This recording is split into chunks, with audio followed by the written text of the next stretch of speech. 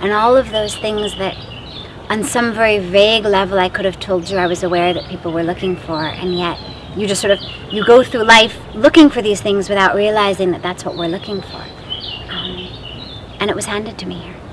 In the beginning, as I mentioned, Swamiji was not eager for me to stay. He's the last one to tell people, leave everything, move here. He's always telling people, wherever you are, be there, serve there, be with God there. And yet, I've always really, really trusted my heart, and it's never led me in the wrong direction. And I felt like the message that I got here was so strong. And now, almost 12 years later, it hasn't even diminished. So I know the message was right. At that time, it was brand new, and yet I was sure it was right even then. That this is where I was supposed to be. I knew this wasn't just a lesson for me to learn, but rather a place to be. And it was, let's see, that was September 96 when I came. He actually sent me back. He forced me to go back in December of 06 because I was still registered for the next semester in school. So he forced me to go back. And I did. It was, and then I came back. It was June of 2000, so nearly 4 years later, before he let me take official sannyas. And that too, only once I had gotten my parents' blessings and their permission and all of that. It's been an amazing journey, a really beautiful journey. So for me, when I came to India, I experienced God.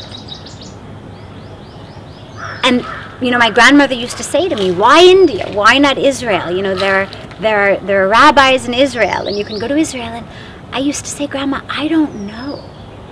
It wasn't a plan. I didn't make a decision and say, you know, I don't want to be Jewish. I want to be Hindu, and therefore I'm going to go to India. And that's not what's happened either. God had some plan that I should be in India. When I came to India, he gave me such a powerful spiritual experience of the divine that was an experience I'd never had before. Coincidentally, that experience happened to take place within a Hindu tradition. The teacher, the guru, the guide, happens to be one within the Hindu tradition.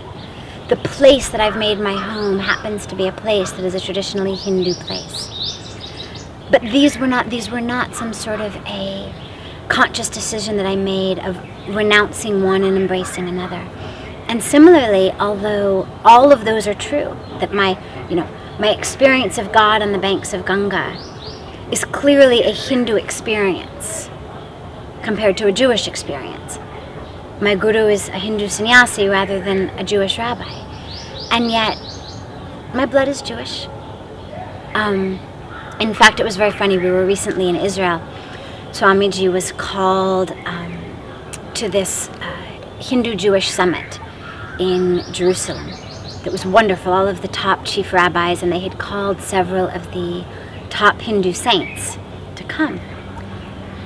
And the irony, the amazing, beautiful irony was that in 36 years, the first time I stepped foot on Israeli soil was as part of a Hindu delegation brought there by my Hindu guru. That look at this, you know, my Hindu guru had brought me to Israel. What was very lucky for me was that I came at a time in my life in which I could stay, in which I could follow that instinct and I could follow my heart and I could make that decision. If I had had children or a mortgage or, you know, a company that I had taken out, you know, a $500,000 loan to start up, no matter how much my heart pulled me to be here, I wouldn't be able to follow that.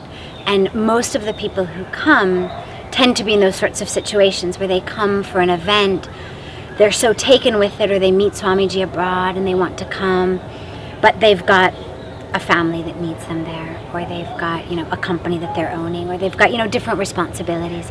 So many of them come, for example, for several months, and then they go back, and then they come again for several months, and then they go back, that sort of thing. Swamiji's teachings are, Hinduism is about how you live. It's about your heart. It's not about what you call yourself.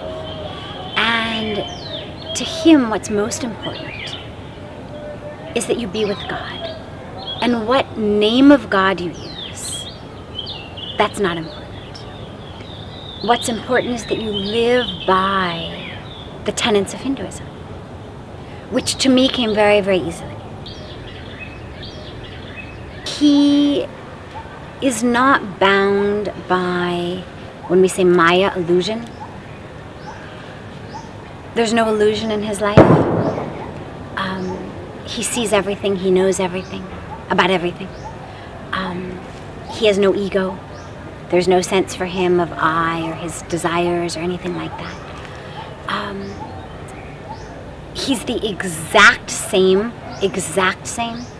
sitting on a stage in front of 10,000 people and sitting on an airplane at the end of a 20-hour journey in which he hasn't slept and hasn't eaten, and but who he is, his personality, his nature, nothing changes. Most people are one way on stage in front of people, another way alone, another way when they're, tired and cranky, and he doesn't experience any of that. So when most of us talk about enlightened, we talk about, not being bound by this physical world. What he would say is enlightenment means being in light. Are you living your life in light? Are you full of joy? Are you able to bring that joy and that light to others? If so,